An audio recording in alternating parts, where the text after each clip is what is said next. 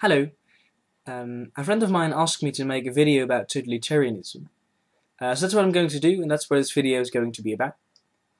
And the first subject I would like to talk about is actually what is totalitarianism. And that's actually quite an interesting subject, because totalitarianism is actually a government state, government rule, where the government controls all parts of the society.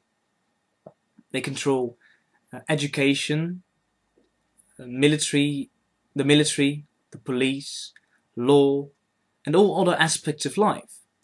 And the government has a strong ideology that it would like to implement in all people, the society, by means of propaganda. So you've got actually a ruling ideology that dominates everything in private life.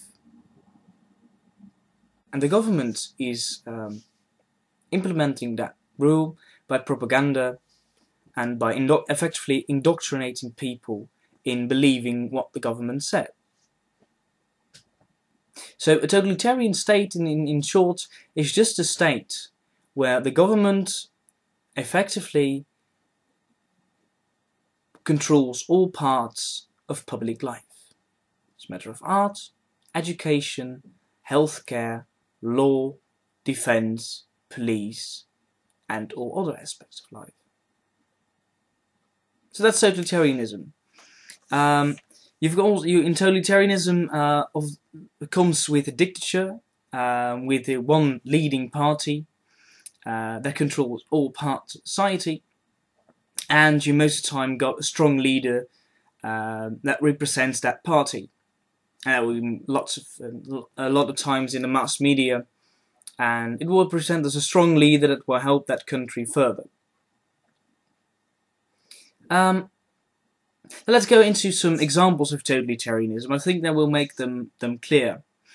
The first example I would like to discuss is Nazi Germany, where you got a strong leader out of Hitler. There was a lot in the propaganda. There was a large propaganda campaign. Just to make people vote firsthand on their party, and when democracy was abolished, just to keep people happy, satisfied. And you had that totalitarianism is all that implemented in schools. People were taught the Nazi way of life, actually, how they should work, how they should address the government, how they should, well, actually live. And that actually is how that totalitarianism was implemented there. And the another example of totalitarian government is Soviet Russia, where the governmental party, the Communist Party, ruled also all aspects of public life. They controlled the economy, as a matter of the architectural organizations and industrial organizations. They controlled the police. They control all aspects of life. And what's also interesting to note about both these systems is that any opponent of the totalitarian government was locked away, was put away, was executed, or was in Nazi Germany put in concentration camps, and in Soviet Russia there were other camps and other prisons where these people were put in. And that's also an important part of totalitarianism, because if there's too much opposition to your party is likely to fail. And in the book 1984, that's been described in an extraordinary way. If you haven't read the book 1984 of George Orwell, you really should. I'll put a link down below where you can buy it on Amazon, but you can also lend it from your local library. And that book describes how the government effectively controls the minds of people, controls what people talk about. And what becomes clear in that book is that how bad that government is is not clear to the normal inhabitant.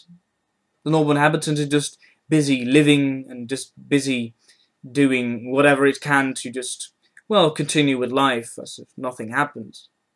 And only the intellectuals, they notice, and only the people effectively in the party, in the inner circle of the great leader, notice what happens and what's going on.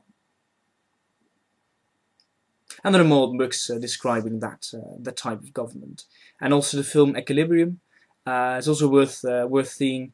Also describes that type of government with government oppression and with a dominant government ideology.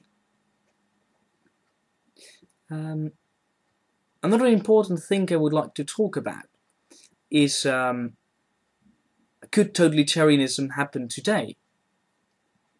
Could there be a state of government in one country or in the world as general that would, on a totalitarian way, rule the world or rule that country?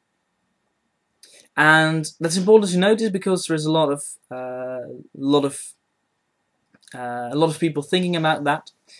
You've got a lot of conspiracy theories, for example, about the Illuminati or the New World Order, that imply that one power, one party, one group of people would effectively control all politics, all governments, all justice and law, and all other parts of the country, of the world.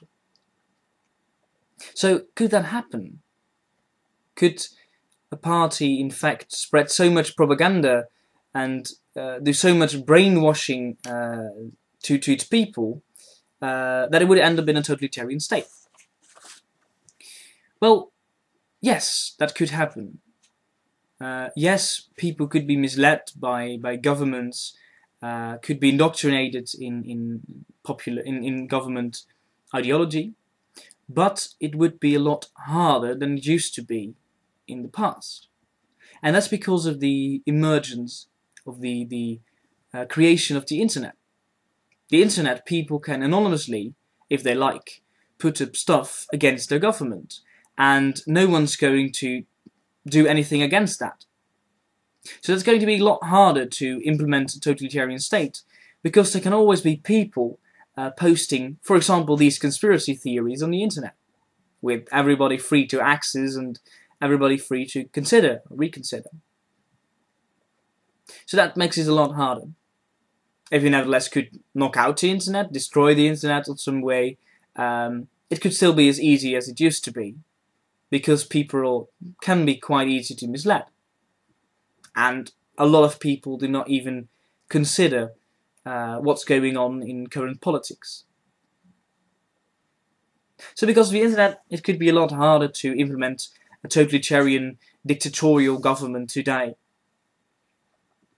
But nevertheless, although there is no current threat to that, you should always watch out for the future, because what is not happening can still happen in the future. There still could be emerged large parties, large groups, large forces, let's call it that could impose totalitarian government over parts of the world, or maybe even the entire world. And then those conspiracy theories might just be true.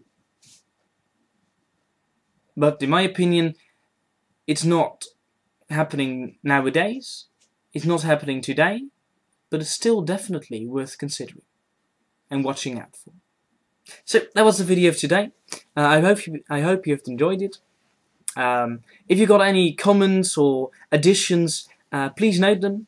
Leave a comment below, or a video response, or a message. You could always message me, or send me an email to DieBesinnung@hotmail.com, and I will read them, and I'd like to hear from you. So thank you for watching, and I hope you see you next time.